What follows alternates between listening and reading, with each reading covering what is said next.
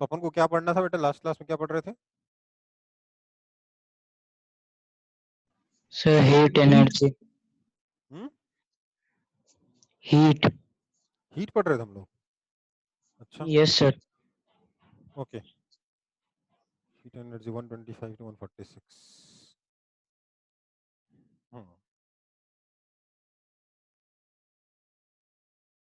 Book से ही पढ़ रहे थे ना हीट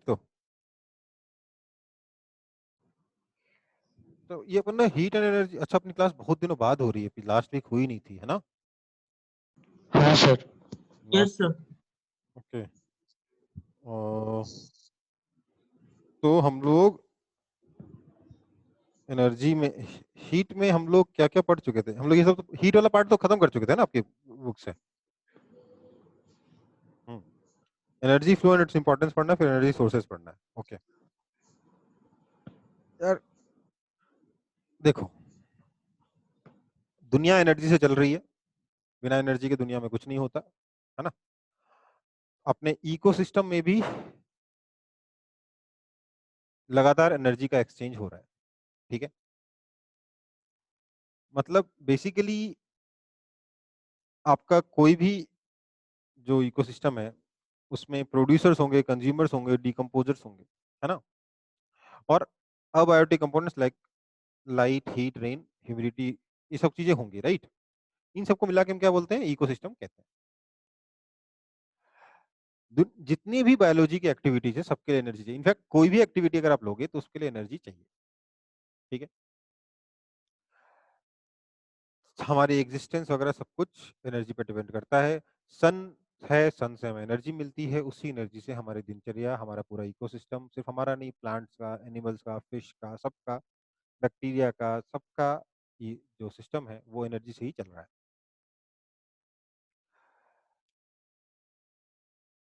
देखिए, हमारे पास जो सोलर एनर्जी पहुंचती है उसमें से बहुत ही थोड़ी से परसेंटेज की एनर्जी का हम लोग यूज कर पाते हैं।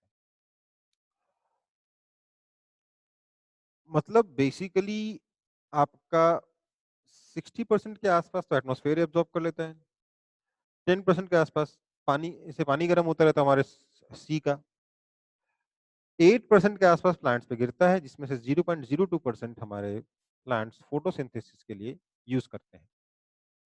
और सिर्फ इसी एनर्जी से हम हमारा सारा फूड साइकिल चल रहा है।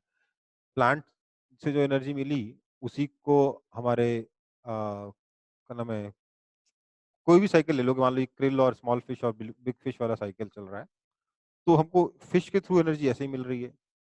हमको अगर हम डायरेक्टली ग्रेन्स खा रहे हैं तो हम प्लांट से डायरेक्टली कंज्यूम कर रहे हैं, लेकिन अल्टीमेटली जो भी एनर्जी हमारे को खाने वगैरह में मिल रही है, फूड के फॉर्म में मिल रही है, वो सारी की सारी बन किससे रही है? फोटोसिंथेसिस से बन रही है। Photosynthesis is the primary process जिसकी वजह से लाइफ साइकिल इस अर्थ पे चल रहा है, और वो सन से आने वाली एनर्जी का सिर्फ 0.02% है, ठीक है? इसलिए हमारे फूड चेन में जो प्रोड्यूसर्स हैं वो क्या है? फोटोसिंथेटिक प्लांट्स हैं। ये हमारे फूड के प्राइमरी सिंथेसाइजर्स हैं, ठीक है? बेसिकली आपको ये चीज समझाने के लिए ये टेबल दिया गया है आपकी बुक में। क्या दिया गया है?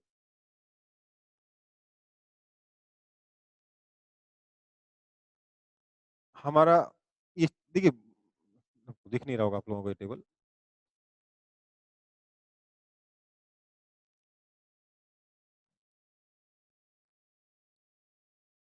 हमारे जो प्लांट्स के ऊपर अगर 20,000 कैलोरीज के आसपास क्या नाम है, एनर्जी गिरती है, तो अल्टीमेटली अलग अलग प्रोसेसेस के थ्रू ये एनर्जी कुछ वापस एटमॉस्फेयर में चली जाती है, ये भी एटमॉस्फेयर। बेसिकली इसको तो आपको थोड़ा डिटेल में देखना होगा।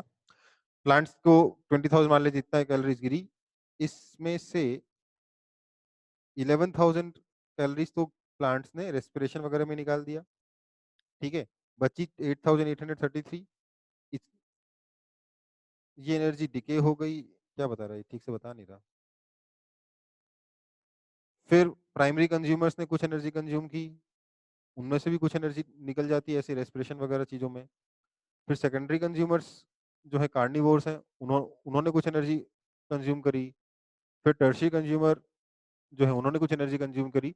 अल्टीमेटली एनर्जी का डिके काफ़ी तेज़ी से होता है, यहाँ जाके हमारे पास सिर्फ 15 कैलोरी एनर्जी इनको मिल रही है अपने लाइफ प्रोसेस चलाने के लिए। ये 21 कैलोरीज़ मिल रही है आउट ऑफ 2100 कैलोरी 21,000 कैलोरीज़। तो प्लांट्स को जो एनर्जी मिल रही है उसके 0.1% एनर्जी से हमारे टर्शियरी कंज्यूमर्स चल रहे हैं, ठीक है? बेसिकली उसमें भी मतलब यूज़ कितना कर रहे हैं 15 कैलोरी, बाकी के 6 कैलोरी डिके हो जा रही है।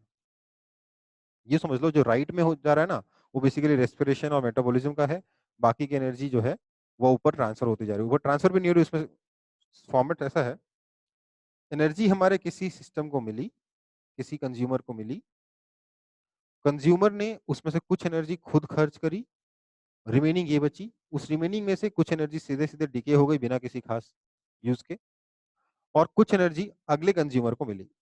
अगले कंज्यूमर ने कुछ एनर्जी खुद यूज़ करी, जो बची एनर्जी उसमें से कुछ डिके कर गई और कुछ सेकेंडरी कंज्यूमर को मिली। सेकेंडरी कंज्यूमर ने कुछ एनर्जी खुद खर्च करी, कुछ जो बची उसमें से कुछ डिके कर गई और कुछ टर्शियरी कंज्यूमर को मिली। तो इफेक्टिवली जो टर्शियरी कंज्यूमर को मिल रही है वो प्रोड्यूसर या प्लांट से के मुकाबले सीधे 1000 टाइम्स कम है, ठीक है, अप्रॉक्सिमेटली। ये इस तरीके का हमारा इकोसिस्टम वर्क कर रहा है, ठीक है।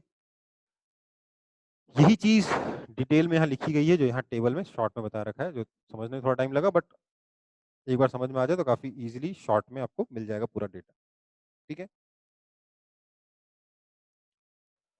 अ,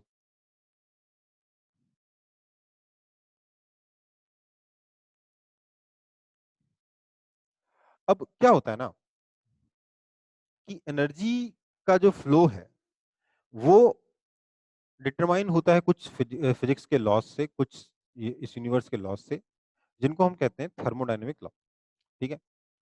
according to first law of thermodynamics, also known as law of conservation of energy, energy can neither be created nor be destroyed, but it can be transformed from one form to another form, ठीक है? समझ में आई बात?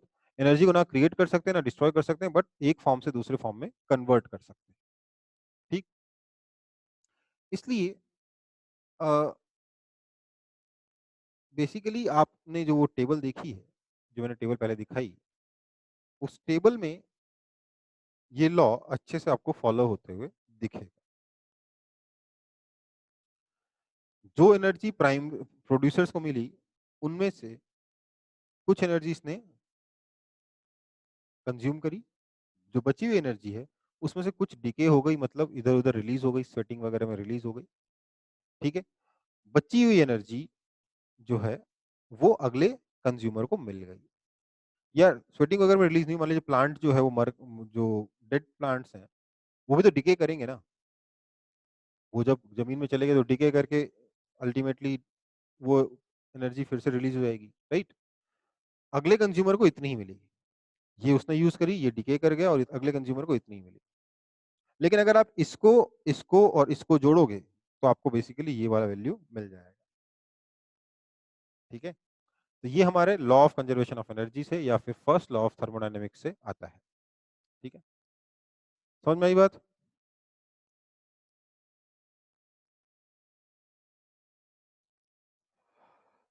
Second law of thermodynamics क्या कहता है? According to second law of thermodynamics, when energy is put to work, a part of it is always converted into unuseful form as heat, mainly due to friction and radiation.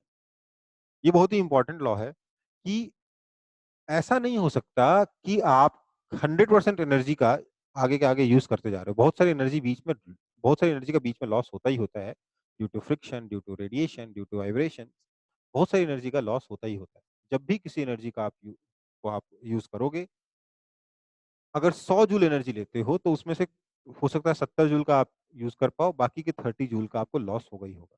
ये आपका second law of thermodynamics है, ठीक है? ये चीज़ भी हमने उस table में देखी थी।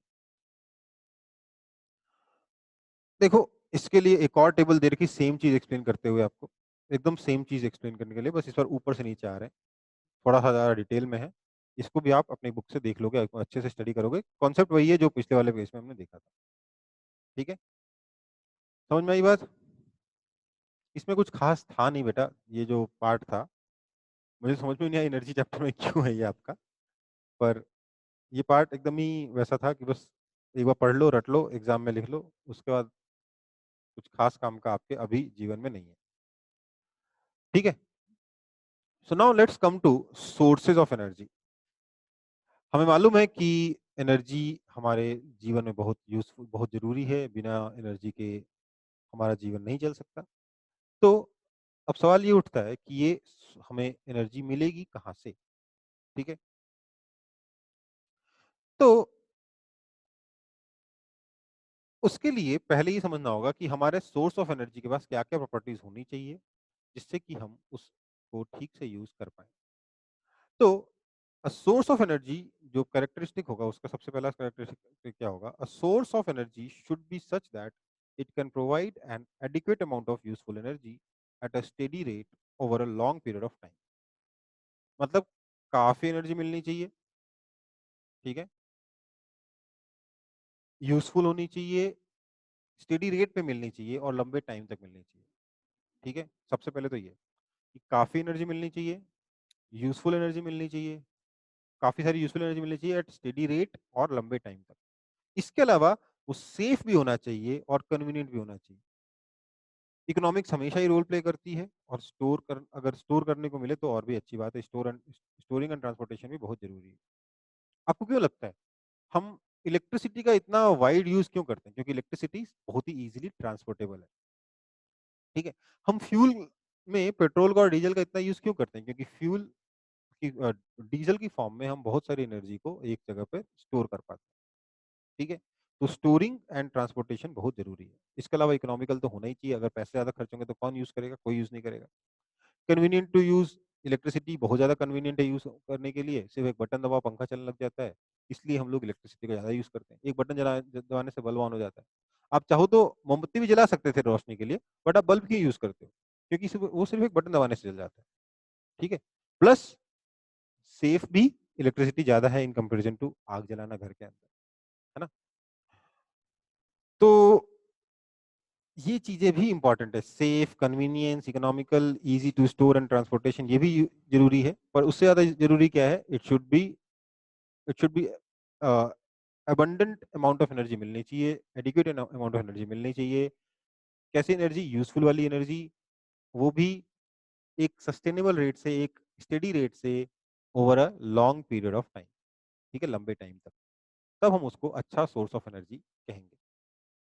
अब जो हमारे पास जितने भी सोर्सेज़ ऑफ एनर्जी हैं, उनको हम मेनली 2 टाइप्स में डिवाइड करते हैं। एक है रिन्यूएबल और एक है नॉन रिन्यूएबल, ठीक है?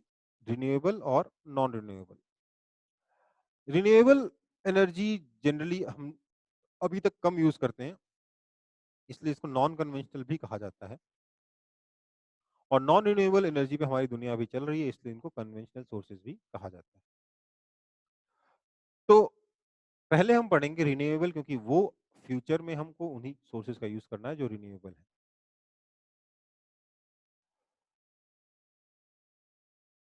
देखो, नेचुरल रिन्यूएबल एनर्जी क्या होती है? एक नेचुरल सोर्स से मिलनी चाहिए, ठीक है? एक नेचुरल सोर्स से मिलनी चाहिए, कंटीन्यूअसली मिलनी चाहिए और लंबे टाइम तक मिलनी चाहिए, ठीक है? उसको हम कहते हैं आपका renewable energy renewable source of energy. देखिए, ध्यान दीजिए, ये डेफिनेशन बहुत ज़्यादा शॉर्ट में है, मैं थोड़ा-सा सही से बताता हूँ। रिन्यूएबल एनर्जी वो होती है जिसको हम जल्दी कंज़्यूम करके खत्म नहीं कर सकते, ठीक है? जिसको हम खत्म नहीं कर सकते, वो रिन्यूएबल है। जो अबंडेंट है और जिसको हम खत्म नहीं कर सकते, वो रिन्यूएबल है। जो एनर्जी हम कंज़्यूम करके खत्म कर देंगे, वो रिन्यूएबल नहीं। फॉर एग्ज़ाम्पल, सन से जो हमें एनर्जी मिल रही है, वो हमें बहुत दिनों तक मिलती जाएगी। फॉर एनी फोरसिएबल फ्यूचर हमारा सन ऑफ नहीं होने वाला, सन चलता रहेगा, तो हमें सन से एनर्जी मिलती रहेगी। सोलर एनर्जी क्या हो गया? रिन्यूएबल सोर्स ऑफ एनर्जी हो गया। जब तक सन है, तब तक सन की हीट से समुद्र गर्म होगा, समुद्र गर्म होगा, वेपर्स बनेंगे, वेपर्स ऊपर जाएँगे, ऊपर जाके बादल बनेंगे। बादल लैंड पे आएँगे, लैंड पे बारिश होगी, बारिश अगर पहाड़ पे होती है, पहाड़ पे नदी बनेगी, नदी नीचे आता जाएगा, बीच में कहीं पर नदी का से वॉटरफॉल बनेगा, वॉटरफॉल से हम लोग एनर्जी लेंगे काइनेटिक एनर्जी ऑफ पानी को जब हम अपने काम की एनर्जी में कन्वर्ट करेंगे, तो क्योंकि बारिश बहुत दिनों तक होती रहेगी इस प्लैनेट पे, हम हमारे लिए वो एनर्जी भी रिन्यूएबल एनर्जी है। हाइडल पावर जो है हमारे लिए रिन्यूएबल एनर्जी है। जब तक सन रहेगा, लैंड एक तरफ ज़्यादा गर्म होगा, एक तरफ कम गर्म होगा, जिसकी वजह से प्रेशर का डिफरेंस बनेगा, प्रेशर का डिफरेंस बनेगा तो विंड ब्लो करेगी तो उसका यूज़ करके अगर हम कोई एनर्जी बनाते हैं, उसका यूज़ करके हम अगर उस एनर्जी का यूज़ कर पाते हैं, विंड की काइनेटिक एनर्जी का यूज़ कर पाते हैं, तो विंड एनर्जी भी हमारी एक रिन्यूएबल एनर्जी रहेगी, लंबे टाइम तक हम उसको यूज़ कर पाएँगे। जब तक सन है, जब तक मून है, तब तक समुद्र में टाइड्स आएँगे, टाइड्स जो हैं उनके अगर हम उसकी एनर्जी को हार्नेस कर पाएँ, तो वो भी हमारे लिए एक रिन्यूएबल सोर्स ऑफ एनर्जी बनेगा। बायोगैस भी एक रिन्यूएबल सोर्स ऑफ एनर्जी है क्योंकि जब तक हम इस प्लैनेट पे रहेंगे तब तक हमारे पास अ, हम क्या नाम है प्लांट्स होंगे, प्लांट्स को कंज्यूम करने वाले एनिमल्स होंगे और अगर एनिमल के डंग से हम लोग एनर्जी बनाते हैं, तो वो एनर्जी भी हमारे पास लंबे टाइम तक रहेगी। इसलिए बायोगैस भी हमारे एक रिन्यूएबल सोर्स ऑफ एनर्जी है। तो और एक और जो एनर्जी है जो हमें सन से नहीं मिलती, उसका नाम है जियोथर्मल एनर्जी। जियोथर्मल एनर्जी भी एक ऐसी एनर्जी है जो हमें सन से नहीं मिल रही और उसका भी अगर हम यूज़ करें, तो वो भी एक रिन्यूएबल सोर्स ऑफ एनर्जी है क्योंकि वो भी हमारे पास लॉन्ग टाइम तक रहेगी, ठीक है? एक और सोर्स ऑफ एनर्जी को हम रिन्यूएबल कह सकते हैं जिसका नाम है न्यूक्लियर एनर्जी। अगर हमें न्यूक्लियर फ्यूल मिलते रहे लंबे टाइम तक, तो हम उसका भी यूज़ करते रहेंगे लंबे टाइम तक, ये भी हमारा एक रिन्यूएबल सोर्स ऑफ एनर्जी है, ठीक है? तो basically renewable source of energy क्या होता है? रिन्यूएबल सोर्स ऑफ एनर्जी वो होता है जिसको हम लंबे टाइम तक यूज़ कर सकें और वो उसको यूज़ करके कंज़्यूम नहीं कर सकें, वो खत्म ना हो। जो लंबे टाइम तक खत्म नहीं होगा, उसको रिन्यूएबल सोर्स ऑफ एनर्जी कहेंगे, ठीक है? इसमें अब अगला टॉपिक है हमारा sun, sun as a source of energy. अगर हम सोचें तो सन जो है it is main source of energy for our planet. Most of the energies जो हम यूज़ कर रहे हैं वो किसी न किसी प्रकार से सन से आ रही है। आप जियोथर्मल एनर्जी को छोड़ दो और न्यूक्लियर एनर्जी को छोड़ दो तो बाकी सारी की सारी एनर्जी हमें किसी न किसी तरीके से सन से ही मिल रही है। हाँ, थोड़ा बहुत ओशियन से मिलने वाली जो टाइड एनर्जी है उसको कह सकते हो कि सर वो तो मून के ग्रेविटेशन से मिल रहा है, तो हाँ, उसके बारे में ये कहा जा सकता है।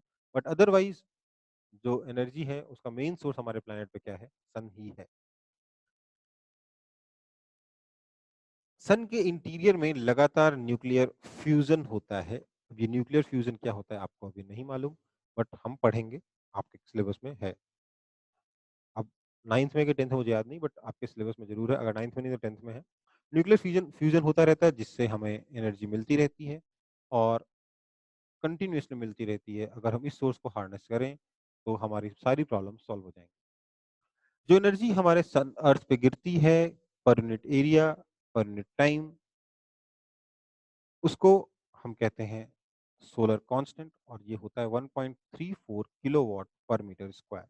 इस रेट से सोलर एनर्जी हमें लगातार मिल रही है हमारे प्लैनेट पर। इसी एनर्जी से हमारे जो प्लांट्स हैं वो क्या नाम है फोटोसिंथेसिस करते हैं, हमें फूड प्रोवाइड करते हैं। इसी एनर्जी से विंड चलती है, इसी एनर्जी से वहाँ बारिश होती है, सब कुछ इसी एनर्जी से हो रहा है हमारे प्लैनेट पर।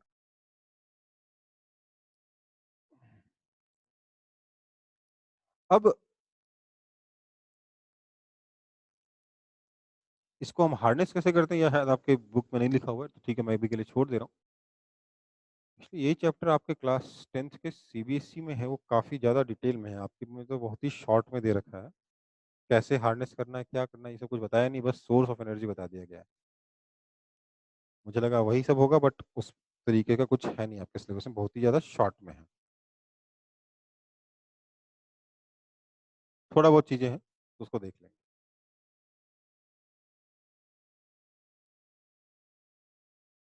ठीक। तो अगला सोर्स ऑफ एनर्जी क्या है हमारा? Wind. Wind as source of energy, ठीक है? The large mass of moving air is called wind, ठीक है? Due to its motion it has kinetic energy, the kinetic energy of wind is called wind energy. और हम उसी kinetic energy of wind को use करके अपने useful form of energy में convert कर सकते हैं। अगर हमने ऐसा कर लिया, तो हम हमारे लिए विंड एक सोर्स ऑफ एनर्जी बन जाएगा, ठीक है? हमें ये पता होना चाहिए कि विंड एनर्जी इनडायरेक्टली सन से ही आ रही है, जैसा मैंने थोड़ी देर पहले आपको बताया।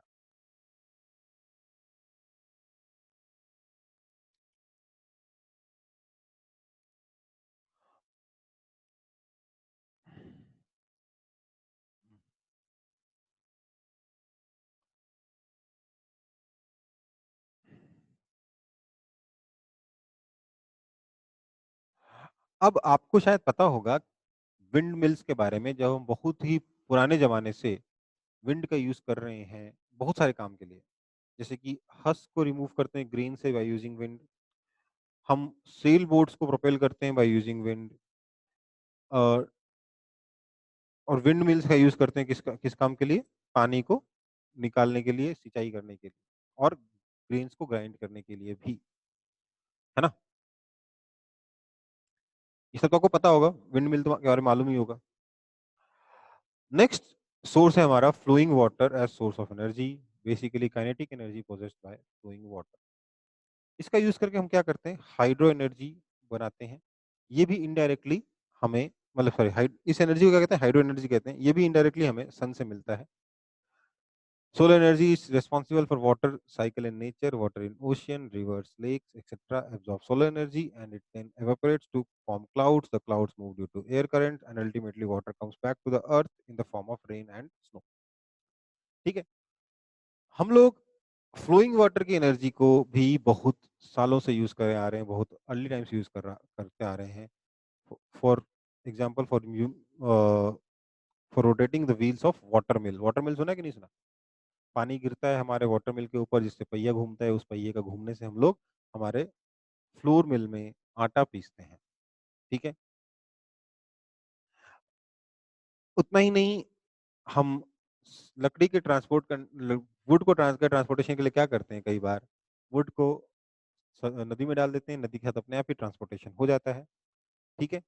मतलब हिली एरिया से हमारे प्लेन एरियाज तक वुड लॉग को ऐसे ही ट्रांसपोर्ट कर सकते हैं, बिना किसी अलग से कोई एनर्जी खर्च किए।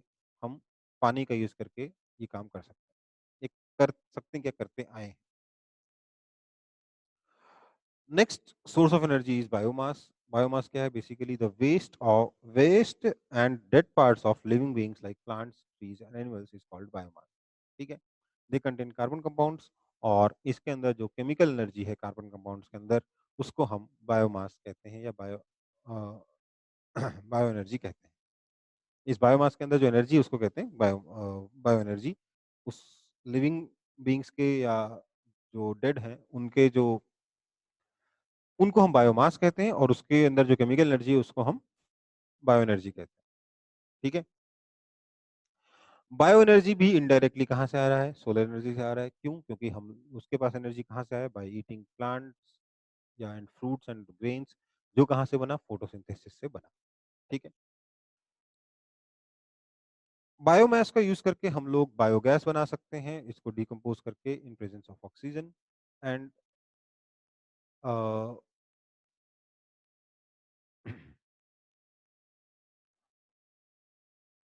उसका यूज करके हम उसे फ्यूल की तरह यूज कर सकते हैं अपने किचन में गैस जलाने में, या फिर हम उसका यूज करके इलेक्ट्रिसिटी भी जनरेट कर सकते हैं, ठीक है?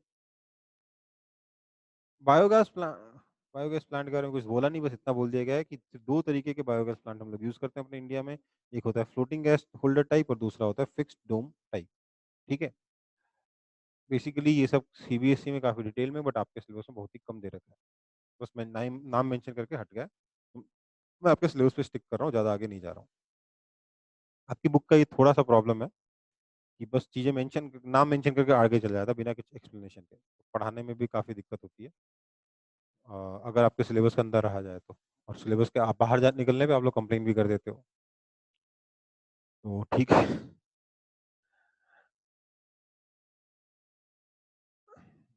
अगला है tides as source of energy. Tide समझते हो आप लोग कि नहीं समझते? रिस्पॉन्ड तो कर दो। टाइड समझते हो? देखो क्या होता है, मून के ग्रेविटेशनल की वजह से पानी का लेवल जो है हमारे ओशन में ऊपर और नीचे होता रहता है। मून और थोड़ा बहुत सन दोनों की ग्रेविटेशन की वजह से पानी का लेवल ऊपर नीचे थोड़ा होता रहता है। जब पानी का लेवल ज्यादा हो उसे हम कहते हैं हाई टाइड, जब कम हो तो उसे कहते हैं लो टाइड। ये rise and fall of tidal waves जो है दिन और रात में होता रहता है। इस the energy process by rising and falling water in tides is called tidal energy. हम इस एनर्जी को भी हार्नेस कर सकते हैं। इसको हार्नेस करके हम लोग, मतलब बेसिकली हार्नेस करने के लिए हम लोग डैम बनाते हैं, जिसमें क्या होता है कि जब हाई टाइड होता है तो डैम की तरफ पानी भर जाता है, और लो टाइड के टाइम पे डैम से पानी निकल के समुद्र के अंदर वापस जाता है। उस वक्त जो पानी का जो मूवमेंट है, उसी मूवमेंट से, उसी काइनेटिक एनर्जी से हम लोग अपने टरबाइन्स घुमाते हैं, जिससे हम इलेक्ट्रिक जनरेटर घुमाते हैं और इलेक्ट्रिसिटी को प्रोड्यूस करते हैं। ठीक है, बट ये जो है बहुत ज़्यादा सक्सेसफुल नहीं है, क्योंकि बहुत ज़्यादा एनर्जी इससे नहीं बना सकते, और दुनिया में बहुत ही कम जगह हैं जहाँ पर हम इसको ठीक से यूज़ कर पा रहे हैं। अभी भी इसका यूज़ करना टाइडल एनर्जी का हमारे लिए थोड़ा डिफ़िकल्ट है। ठीक है? अभी तक बहुत अच्छी टेक्नोलॉजी इसको यूज़ करने के लिए नहीं बनाई गई है। जो है वो उतने सक्सेसफुल नहीं है, बहुत ही लो स्केल पे वो काम कर सकते हैं। नेक्स्ट है ocean as source of energy, इसमें हम लोग टाइड से पहले देख चुके हैं। नेक्स्ट है ओशन थर्मल एनर्जी। ठीक है? तो ओशन थर्मल एनर्जी क्या होता है? हमें मालूम है कि अ, मालूम क्या आपको, मालूम नहीं होगा, अभी सुन लो। आपको क्या लगता है ओशियन में जो सबसे लोएस्ट पॉइंट होगा, जो बॉटम ऑफ ओशियन होगा, वहां पे पानी का टेम्परेचर कितना होगा? कोई बता सकता है?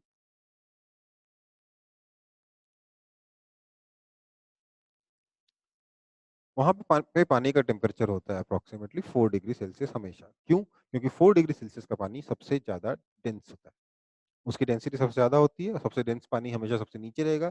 इसलिए ओशियन बेड पे जो वाटर होता है उसका टेम्परेचर हमेशा round the year 4 degree Celsius होता है। जबकि ऊपर सरफेस पे टेम्परेचर चेंज करता रहता है, जनरली 4 डिग्री से ज़्यादा रहता है, 20 डिग्री सेल्सियस के आसपास लेट से होता है। नीचे कम है, ऊपर ज़्यादा है। अगर टेम्परेचर डिफरेंस कम से कम 15 डिग्री का हो जाए, तो हम इस ओशियनिक थर्मल एनर्जी को यूज़ कर पाते हैं।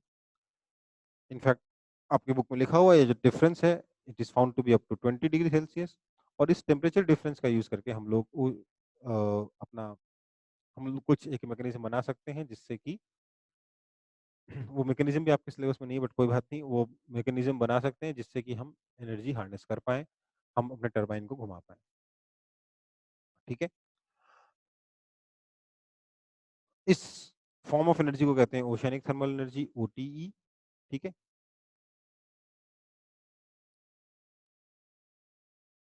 ठीक है, इसमें कुछ है नहीं, बस आपको इतना बता दिया कि इसका भी हम यूज़ कर सकते हैं, that's it.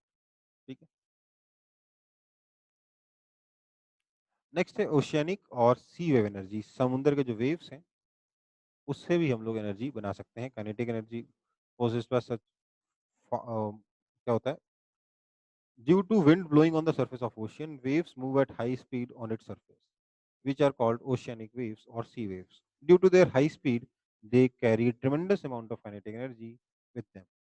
Thus, kinetic energy possessed by such fast moving oceanic or sea waves is called oceanic waves energy. This energy also comes indirectly from sun, क्योंकि wind से आ रही है तो sun से आ रही है. Sea wave energy can also be harnessed to produce electricity, but so far it has not become possible to produce electricity from sea wave energy on a large scale. However, models have been made to generate electricity from oceanic waves. Basically समुंदर से जितनी भी energy बनाने का जो तरीके हैं हमारे पास, उसमें से अभी तक कोई भी सक्सेसफुल नहीं हुआ है। ठीक है? उसमें से अभी तक कोई भी सक्सेसफुल नहीं हुआ है, पर हम लगे हुए हैं। ठीक है? फ्यूचर में हम बना लेंगे, तब हमारे इन वर्ल्ड की एनर्जी क्राइसिस खत्म हो जाएगी। ठीक है? नेक्स्ट है geothermal spots as source of energy. क्या होता है, कुछ स्पॉट्स पे आप समझ लो कि जो अर्थ का जो लावा है, वो थोड़ा-सा ऊपर आ जाता है। हम वहाँ पर बोरिंग करके उस लावा में जो थर्मल एनर्जी है, उसका यूज़ करके स्टीम इंजन बना सकते हैं। उस स्टीम इंजन से इलेक्ट्रिसिटी प्रोड्यूस कर सकते हैं। तो वो भी हमारे लिए एक सोर्स ऑफ एनर्जी बन जाएगा। इंडिया में ऐसे प्लेसेस बहुत कम हैं। One of them is in Madhya Pradesh, लेकिन यूएसए और न्यूज़ीलैंड में बहुत सारे जियोथर्मल एनर्जी के स्पॉट्स हैं। इनकी बहुत सारी लिमिटेशंस भी हैं, पर जितनी हैं क्या नाम है, इनकी काफ़ी सारी लिमिटेशंस भी हैं, बट वो सब अभी आपको अभी नहीं पढ़ना है। अभी इंडिया में तो वो स्पॉट्स इतने कम हैं कि कुछ खास हम उस एनर्जी का कर नहीं पा रहे हैं, ठीक है? नेक्स्ट है nuclear fuel as source of energy, basically nuclear energy के बारे में बात कर रहे हैं। हमने पढ़ा था थोड़ी देर पहले कि सन के अंदर न्यूक्लियर फ्यूजन होता है। हम न्यूक्लियर फिशन करा सकते हैं। न्यूक्लियर फिशन में क्या होता है, हम बड़े न्यूक्लियस को तोड़ के छोटा न्यूक्लियस बनाते हैं, जिससे हमें कुछ एनर्जी मिलती है, ठीक है? उस एनर्जी से भी हम उस एनर्जी को हम थर्मल एनर्जी में कन्वर्ट कर सकते हैं। थर्मल एनर्जी से हम लोग स्टीम इंजन चला सकते हैं। स्टीम इंजन से हम लोग अपना इलेक्ट्रिसिटी बना सकते हैं, ठीक है? न्यूक्लियर फ्यूजन का भी यूज़ किया जा सकता है, बट अभी तक उसका यूज़ करके हमने यूज़फुल एनर्जी नहीं बनाई है, ठीक है? न्यूक्लियर फ्यूजन में क्या होता है, हम छोटे न्यूक्लियस को जोड़ते हैं, हाइड्रोजन को जोड़ के 2 हाइड्रोजन न्यूक्लियस को जोड़ के हम हीलियम बनाते हैं, और उस हीलियम से नहीं, हीलियम बनाते हैं, और उस प्रोसेस में जो एनर्जी रिलीज़ होती है, उस एनर्जी से हम लोग दूसरे-दूसरे काम कर सकते हैं। लेकिन अभी तक हमने इस एनर्जी का यूज़ करके कुछ भी यूज़फुल नहीं किया है, इसलिए इसके बारे में अभी बात करके कोई फ़ायदा नहीं है। हमने डिस्ट्रक्शन पहले किया है न्यूक्लियर एनर्जी का यूज़ करके। हम आपको पता है हिरोशिमा और नागासाकी के बारे में, एटम बॉम्ब बना दिया था, हिरोशिमा नागासाकी को फोड़ दिया था, ठीक है? इससे बहुत ही ज़्यादा अमाउंट ऑफ एनर्जी निकलता है न्यूक्लियर बॉम्ब से, न्यूक्लियर फ्यूज़न में या न्यूक्लियर फिशन में बहुत ज़्यादा एनर्जी निकलता है, बहुत ही कम अमाउंट ऑफ फ्यूल से। इसलिए लार्ज अमाउंट ऑफ एनर्जी हम यूज़ कर सकते हैं, बना सकते हैं यूजिंग न्यूक्लियर फ्यूल्स। अब देखेंगे नॉन रिन्यूएबल और conventional sources of energy. Mainly हमारे पास 3 हैं, कोल, पेट्रोलियम और नेचुरल। ये क्या होते हैं non renewable? Non renewable sources या कन्वेंशनल सोर्स ऑफ एनर्जी वो सोर्सेज ऑफ एनर्जी हैं जिनको जिनको हम कभी न कभी फ्यूचर में खत्म कर देंगे। पेट्रोलियम, कोयला, नेचुरल गैस, ये सब ऐसी चीज़ें हैं जो बहुत तेज़ी से हम लोग कंज़्यूम कर रहे हैं, और बहुत ही जल्दी अगले 20-25 सालों में, मे बी 30 इयर्स में ये कंज़्यूम होके खत्म हो जाएँगे। इसलिए बहुत ज़रूरी है कि हम जल्दी से जल्दी non renewable sources of energy से रिन्यूएबल सोर्स ऑफ एनर्जी की तरफ शिफ्ट कर जाएँ, ताकि सडन स्टैंड स्टिल पे हमारा वर्ल्ड ना आए, ठीक है? अब जो सबसे पहला हमारे पास है वो है कोयला, कोल। Coal is a non-renewable source of energy made up of complex compounds of carbon, hydrogen, and oxygen, along with some free carbon and compounds of nitrogen and sulfur. ये हमें कोयले के माइंस में डीप अंडर द ग्राउंड मिलता है। इसको हम निकालते हैं, जलाते हैं, थर्मल एनर्जी में कन्वर्ट करते हैं, और उसका यूज़ करके इलेक्ट्रिसिटी बना सकते हैं, या डायरेक्टली हम लोग इसका यूज़ कर सकते हैं हमारे इंडस्ट्रीज़ में ब्लास्ट फर्नेस को गर्म करने के लिए, एक्सेट्रा, एक्सेट्रा। मेनली जो हमारे इंडिया में कोयला मिलता है, वो मिलता है झारखंड, वेस्ट बंगाल, उड़ीसा, छत्तीसगढ़, ठीक है? आपको पता ही है बगल में ही है अपना धनबाद, झारखंड के अंदर। वेस्ट बंगाल में अपने आसनसोल में भी कोयला निकलता है, उड़ीसा में भी कोयला निकलता है, और छत्तीसगढ़ में भी कोयला निकलता है। हमारे कंट्री में कोल काफ़ी ज़्यादा है, काफ़ी अबंडेंस में है, इसलिए हमारे हमारी कंट्री में, इंडिया में इसका सबसे ज़्यादा यूज़ होता है। About 40 to 50% of our energy needs is met by coal. Next है पेट्रोलियम। पेट्रोलियम एक डार्क विस्कस लिक्विड होता है, बहुत ही गंदा सा चिपचिपा लिक्विड होता है काले कलर का। Also called crude oil, it is also called crude crude oil. जब आप पढ़े क्या थे आपने, रिसेंटली न्यूज़ सुनी होगी कि पेट्रोल का बैरल बहुत सस्ता हो गया, तो बेसिकली पेट्रोल का बैरल नहीं था वो, क्रूड ऑयल का बैरल बैरल था, पेट्रोलियम का बैरल था। सस्ता क्या हो गया था, वो नेगेटिव में चला गया था उसका प्राइस। मतलब कोई आपको अगर पेट्रोल बेचेगा तो साथ में आपको पैसे भी देगा। पेट्रोल नहीं, पेट्रोलियम बेचेगा तो साथ में पैसे भी देगा। उसकी प्रोसेसिंग करके हम लोग पेट्रोल बनाते हैं, हम लोग डीज़ल बनाते हैं, ठीक है? उसी के अंदर से पेट्रोल और डीज़ल को एक्सट्रैक्ट करते हैं, ठीक? ये पानी से हल्का होता है, इसके साथ मिक्स नहीं होता। कैसे होता है निकलता है ये? It is by obtained by drilling oil wells into the earth's crust and its reservoirs. थोड़े बहुत रिजर्वॉयर्स इंडिया में, असम में और मुंबई में मिले हैं, बाकी जगहों पे अभी तक उतने नहीं मिले। राजस्थान में मिला है, बट उसको अभी तक हमने हार्नेस नहीं किया। ये सस्टेनेबल नहीं सॉरी, जो पेट्रोलियम जो एक्सट्रैक्ट होता है, उसको हम डायरेक्टली उसके नेचुरल फॉर्म में यूज़ नहीं कर सकते, उसको प्यूरिफाई करना होता है, रिफाइन करना होता है, to obtain different useful components. The process of separating useful components from crude petroleum is called refining, which is done by fractional distillation in big oil refineries set up for this purpose. ठीक है? Basically petroleum के अंदर बहुत सारी चीज़ें होती हैं, बहुत सारी चीज़ें। इसके अंदर आपका बिटुमिन मिलता है, टार मिलता है, आपका पैराफिन वैक्स मिलता है, आपका डीज़ल मिलेगा, पेट्रोल मिलेगा, केरोसिन मिलेगा, आपका क्या नाम है उसको क्या बोलते हैं? एलपीजी भी मिलेगा, ठीक है?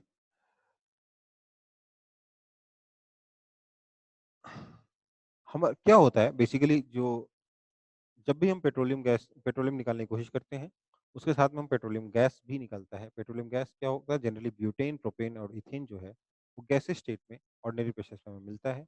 इसी को हम लोग लिक्विफ़ाई करके सिलेंडर में भर के बेच देते हैं, इसको हम कहते हैं एलपीजी लिक्विफाइड पेट्रोलियम गैस, ठीक है? इस ये बहुत ईज़िली जलता है और हमारे घरों में हम इसे फ्यूल की तरह यूज़ करते हैं, क्योंकि ये काफ़ी हद तक सेफ भी होता है, ठीक है?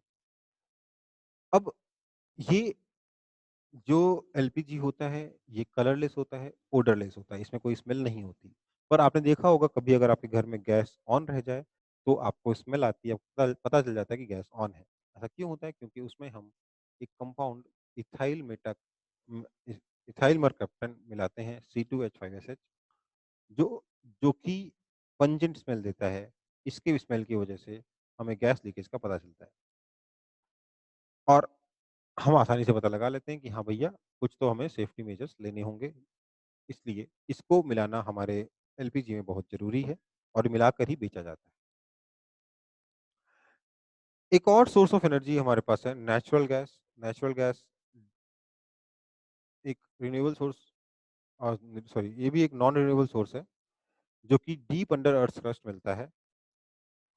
बेसिकली आपने सुना होगा कंप्रेस्ड नेचुरल गैस, सीएनजी से चलने वाले व्हीकल सुने होंगे, राइट? वो बेसिकली यही वाला नेचुरल गैस है, उसको कंप्रेस करके रखते हैं। ध्यान दीजिए, एलपीजी में भी गैस है, बट उसको हमने लिक्विफाई कर दिया है, यहाँ हमने सिर्फ कंप्रेस किया है, ठीक है? यहाँ सीएनजी है सॉरी यहाँ सीएनजी है, कंप्रेस्ड नेचुरल गैस, यहाँ लिक्विफाइड गैस है, लिक्विफाइड पेट्रोलियम गैस। ये वाला जो गैस है नेचुरल गैस, इसको हम कंप्रेस करके लिक्विड में कन्वर्ट नहीं कर पा रहे हैं ईज़िली, इसलिए हम इसको सिर्फ इसको कंप्रेस करके गैसियस फॉर्म में ही बेच देते हैं, में ही यूज़ कर लेते हैं, ठीक है?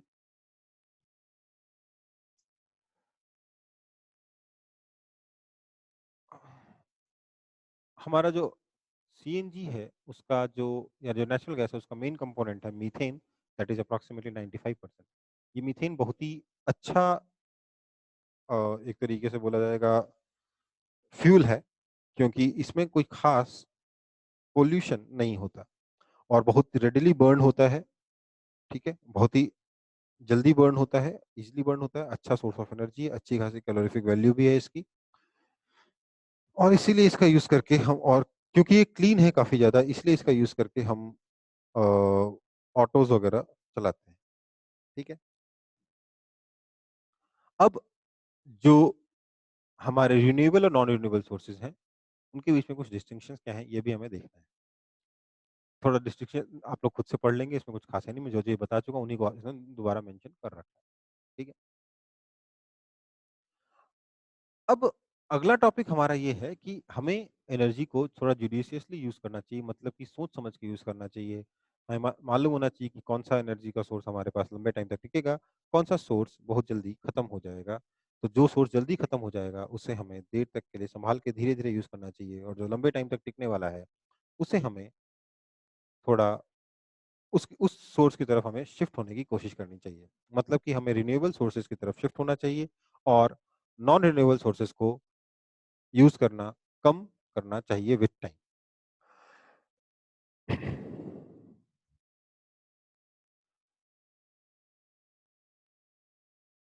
इसका एक और कारण ये भी है कि जो नॉन रिन्यूएबल सोर्सेज़ हैं, वो जनरली फ्यूल्स हैं, उनको जलाने से पॉल्यूशन भी ज़्यादा होता है। कोल एंड पेट्रोलियम ही तो है, कोल, पेट्रोलियम, नेचुरल गैस यही तो है। इनको जलाने से पॉल्यूशन भी होता है, हमारे एनवायरनमेंट पे भी गलत असर पड़ता है। ठीक है?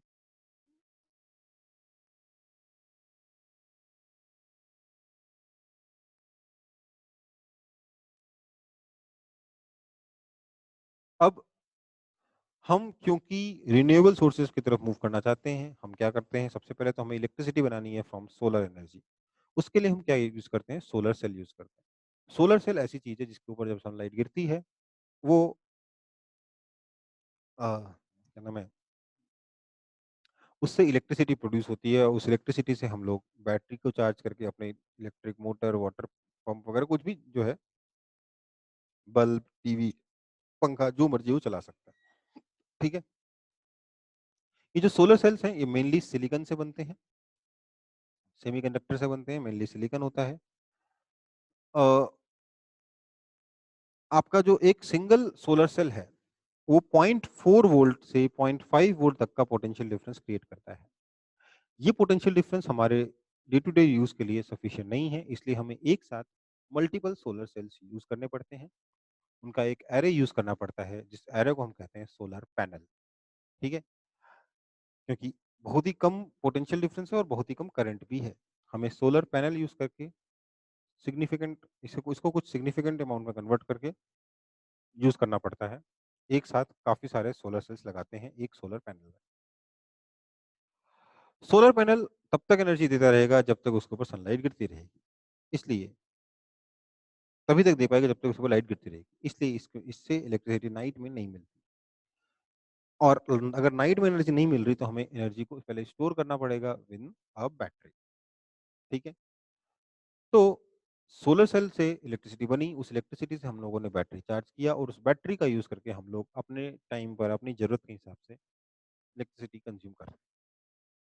ऑल्दो आजकल इसका एक अल्टरनेट भी आ गया है, बट वो भी आपके सिलेबस में नहीं है तो लेट्स नॉट डू इट। वो अल्टरनेट बहुत ज़्यादा ऐसा नहीं कि बहुत ज़्यादा ब्रेक थ्रू अल्टरनेट है, बहुत नॉर्मल सा है।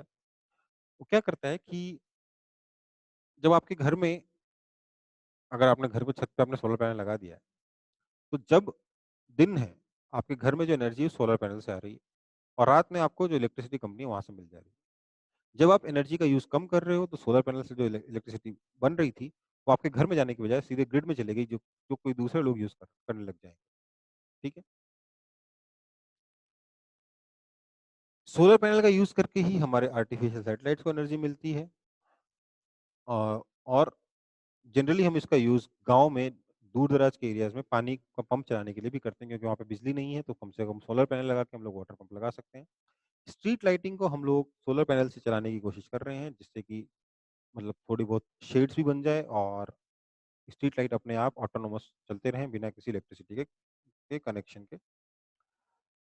रेडियो, टेलीविज़न्स सेट इन रिमोट एरियाज़ जो हैं, वो सोलर पैनल का यूज़ करके चलते हैं। हमारे कैलकुलेटर्स में सोलर पैनल लगा होता है, जिससे कि अगर आपने देखा होगा, कैलकुलेटर में ऊपर एक हल्का-सा सोलर पैनल जैसा लगा होता है, उससे जो इलेक्ट्रिसिटी बनती है, उसी से हमारा सोल कैलकुलेटर काम करता है, ठीक है? सारे नहीं बट काफ़ी सारों में। ये इसका एक बहुत ही अच्छा यूज़ ये है कि जो रिमोट एरियाज़ हैं, जहाँ पे कोई कनेक्शन हम लोग इलेक्ट्रिसिटी का नहीं दे पाए हैं अभी भी, वहाँ पर लोग घर के अंदर अपने ऊपर से अपने ही हिसाब से सोलर पैनल लगा लिए और उनके घर में बिजली आने लग गई। कहीं बाहर से डिपेंडेंस की ज़रूरत नहीं है। गाँव-गाँव में सोलर पैनल लगा के इलेक्ट्रिसिटी प्रोड्यूस किया जा सकता है। घर-घर में सोलर पैनल लगा के इलेक्ट्रिसिटी प्रोड्यूस किया जा सकता है।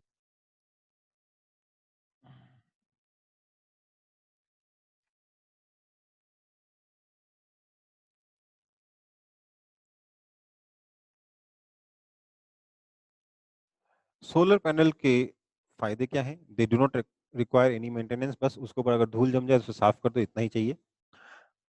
दे last over a long period of time, 20-20 साल तक टिकते हैं। Running cost is almost nil. क्योंकि कुछ करना ही नहीं है, लगा दिया, कहानी खत्म। रिमोट एरियाज़ के लिए बहुत अच्छे स्टेबल है, कोई पॉल्यूशन नहीं करते और क्लीनेस्ट सोर्स ऑफ इलेक्ट्रिसिटी है। लेकिन इसके कुछ नुकसान भी हैं। इनिशियल कॉस्ट काफ़ी हाई है। Efficiency of converging solar energy into electricity काफ़ी लो है।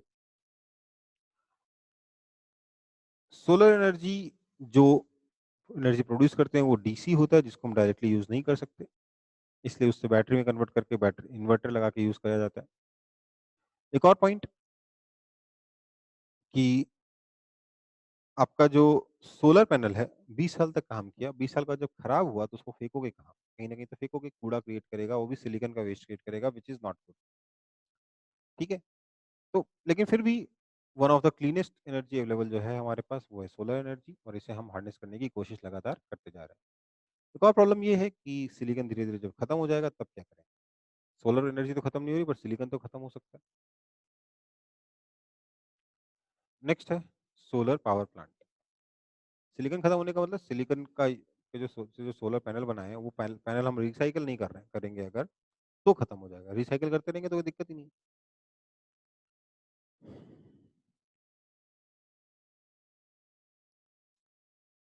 अब देखो ये जो इनिशियल कॉस्ट वाली जो प्रॉब्लम है उसको हम ईज़िली सॉल्व कर सकते हैं।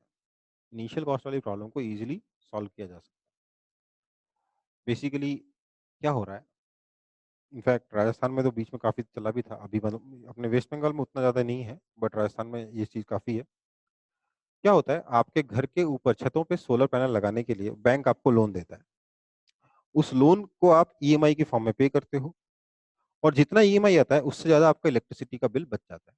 और अगर आपने अपने घर के ऊपर सोलर पैनल लगा रखा है, तो इलेक्ट्रिसिटी डिपार्टमेंट आपके घर में जो इलेक्ट्रिसिटी प्रोवाइड करता है, उसको भी सब्सिडाइज़्ड रेट पे प्रोवाइड करता है, जिससे कि आप ओवरऑल फर्स्ट मंथ से ही प्रॉफिट में आ जाते हैं।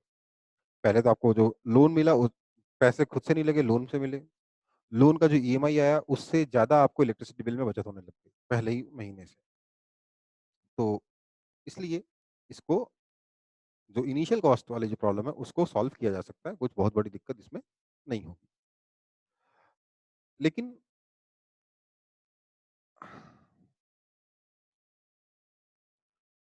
जो बाकी की प्रॉब्लम्स हैं, कि रात को इलेक्ट्रिसिटी नहीं देगा, एफिशिएंसी कम है, डीसी में बनेगा इसलिए बैटरी लगेगी तो बैटरी वाला पॉल्यूशन भी होगा, है ना?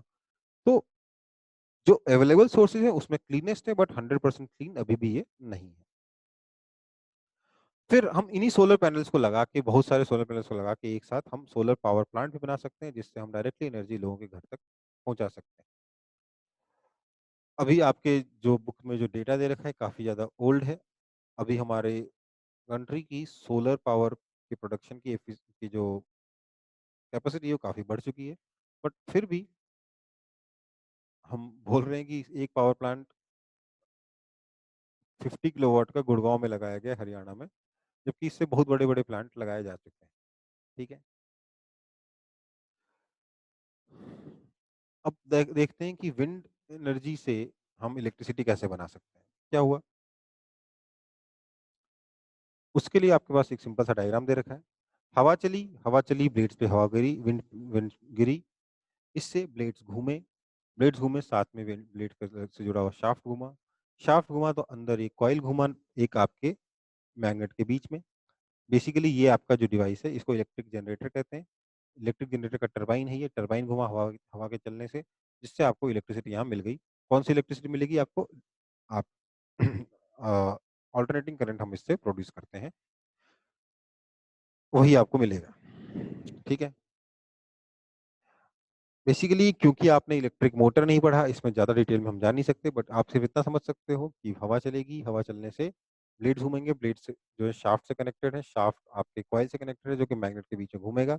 जब एक कॉइल मैग्नेट के बीच में घूमता है, तो उससे इलेक्ट्रिसिटी बनती है, वही इलेक्ट्रिसिटी हम हमारे घरों तक सप्लाई कर सकते हैं।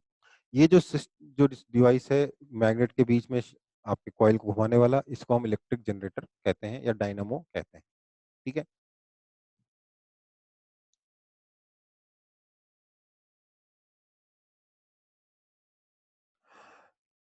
बेसिकली हमारे कंट्री में क्या नाम है, विंड एनर्जी को हार्नेस करने के काफ़ी स्कोप है, क्योंकि हमारे पास एक बहुत बड़ा डेज़र्ट है और बहुत बड़ा-सा सी कोस्ट। डेजर्ट में विंड काफ़ी चलता है, वहाँ पे आप आसानी से इन विंड मिल्स को इंस्टॉल कर सकते हो। आपके सी कोस्ट पे भी जो कोस्टल एरियाज़ है वहाँ पे भी विंड काफ़ी ब्लो करती है, वहाँ पे भी हम इनको इंस्टॉल कर सकते हैं। और इन 2 जगहों पे अगर इंस्टॉल कर दिए अच्छे से, तो काफ़ी सारी एनर्जी हम सिर्फ विंड एनर्जी से सॉरी इन विंड मिल से बना सकते हैं। इसकी प्रॉब्लम्स क्या हैं? इसकी अच्छा इसके फ़ायदे क्या हैं? इसका फ़ायदा ये है कि ये किसी भी प्रकार का पॉल्यूशन नहीं करता और एवरलास्टिंग है। चलता जाता है, चलता जाता है, चलता जाता है। मैं जब थोड़ी देर पहले कह रहा था कि आपका solar energy cleanest form of energy है, मैं गलत कह रहा था। Cleanest form of energy wind energy है। आपके यूरोप में कुछ कंट्रीज़ हैं जैसे शायद तक डेनमार्क और नीदरलैंड्स। इन 2 कंट्रीज़ ने इतने विंड प्लांट्स इंस्टॉल किए हैं कि इनकी कंट्री के ऑलमोस्ट 50% एनर्जी की रिक्वायरमेंट विंड एनर्जी से पूरी हो जा रही है। काफ़ी जो कि अच्छा इनिशिएटिव है towards conservation of nature, conservation of avoid pollution and everything else. तो ये हमारा विंड एनर्जी भी हो गया। इसके लिमिटेशंस क्या हैं? हर जगह नहीं लगा सकते, सिर्फ़ वहीं लगा सकते हैं जहाँ काफ़ी सारी बिजली, काफ़ी सारी हवा चलती है, ठीक है? कोस्टल एरियाज़ में लगा सकते हैं, डेज़र्ट्स में लगा सकते हैं। दूसरा, साल भर स्टेडी एनर्जी नहीं प्रोवाइड करता। लगातार सेम रेट से एनर्जी प्रोवाइड नहीं करता है। किसी महीने ज़्यादा प्रोवाइड करेगा, किसी महीने कम प्रोवाइड करेगा। तीसरा, बहुत बड़ा लैंड का एरिया ऑक्यूपाई करता है, ठीक है? और चौथा, इनिशियल कॉस्ट काफ़ी ज़्यादा है। काफ़ी ज़्यादा मतलब काफ़ी ज़्यादा। ये सालों-साल चलता रहेगा, जीवन भर चलता रहेगा, हमेशा चलता रहेगा, बट इनिशियली इंस्टॉल करने की कॉस्ट काफ़ी ज़्यादा है। अगर ऐसा नहीं होता तो हम इंडिया में ऑलरेडी ये सारे के सारे विंडमिल लगा चुके होते हर जगह पे, ठीक है?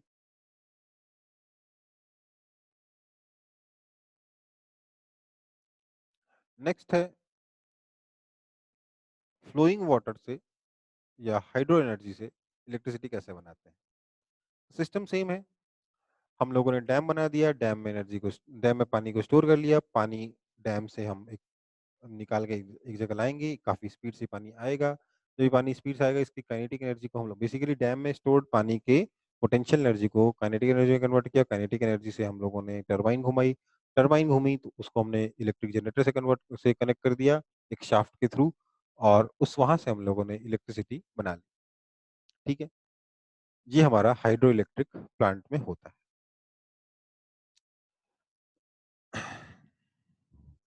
हाइड्रो इलेक्ट्रिक एनर्जी का यूज़ का फ़ायदा क्या है? It does not produce any environmental pollution. आप बोलोगे सर फिर तो ये विंड एनर्जी ज़्यादा अच्छा हो गया। नहीं, कुछ नुकसान है इसके, थोड़ी देर में देखते हैं। ये रिन्यूएबल सोर्स ऑफ एनर्जी है और जो डैम्स हम कंस्ट्रक्ट करते हैं उसका यूज़ हम लोग इरिगेशन में भी कर सकते हैं। पर इसके कुछ नुकसान भी हैं। एक तो ये हर जगह अवेलेबल नहीं होता पानी इतना कि हम उससे हाइड्रो एनर्जी बना सकें। कंस्ट्रक्शन ऑफ डैम की वजह से बहुत बड़े-बड़े लैंड के एरियाज़ पानी के अंदर डूब जाते हैं, जिससे रिवर के आस-पास का हैबिटेट डिस्ट्रॉय हो सकता है। लोगों का घर उजड़ सकते हैं, लोगों को दोबारा से हमें कहीं पे अ, शिफ्ट करना पड़ता है, उनको दोबारा से कहीं पे हैबिटेट प्रोवाइड करना पड़ता है। लेकिन जो जो एनिमल्स का जो हैबिटेट डिस्ट्रॉय होता है, उसका हम लोग अभी तक कुछ करते नहीं हैं। Ecological balances downstream the river disturb होता है, मतलब रिवर से नीचे जो डैम के बाद जो क्या नाम है, फिश वगैरह होती हैं, उनके पास न्यूट्रिएंट्स ठीक से नहीं मिल पहुँचते, इसलिए वहाँ पर फिश वगैरह की पॉपुलेशन में काफ़ी सडन फॉल आता है अगर हम डैम डैम वगैरह बना दें बिना सोचे-समझे ऊट-पटांग जगहों पर तो। एक आध और भी डिसएडवांटेजेस हैं बट वो उतना डिटेल में हमें नहीं जाना है।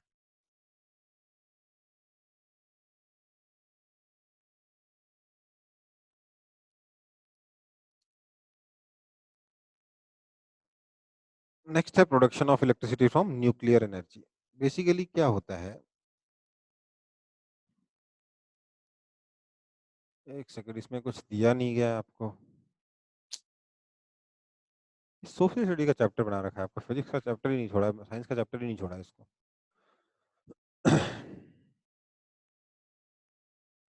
क्या होता है न्यूक्लियर एनर्जी में हम लोग क्या करते हैं, यूरेनियम 235 होता है, यूरेनियम एटम लेते हैं 235 का, उसको हम इस यूरेनियम-235 में न्यूक्लियर फिशन कराते हैं।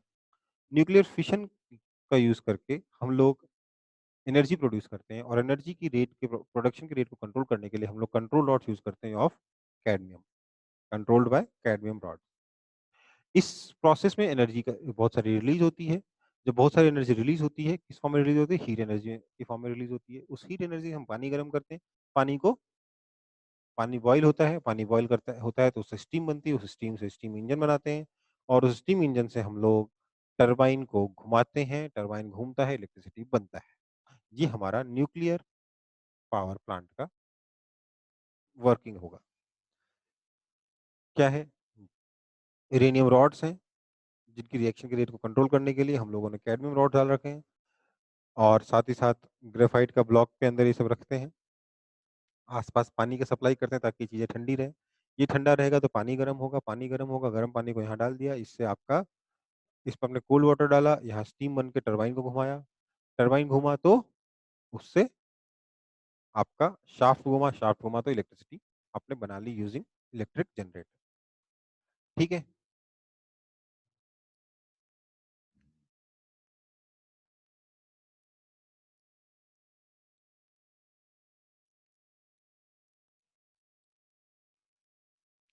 अब न्यूक्लियर एनर्जी को यूज़ करने के फ़ायदे क्या हैं? बहुत ही कम अमाउंट ऑफ न्यूक्लियर फ्यूल से बहुत सारी एनर्जी बन सकती है, ठीक है? एक बार न्यूक्लियर फ्यूल हमने लगा दिया, उसके बाद कंटिन्यूअसली एनर्जी बनती रहती है for a long period of time. तो इसलिए भी ये बहुत अच्छा सोर्स है क्योंकि हमें दिन में भी एनर्जी मिलेगी, रात को भी एनर्जी मिलेगी, 24 घंटे एनर्जी मिलेगी, गर्मियों में मिलेगी, सर्दियों में मिलेगी, साल के 365 दिन मिलेगी, ठीक है? लेकिन इसकी कुछ लिमिटेशंस हैं, क्योंकि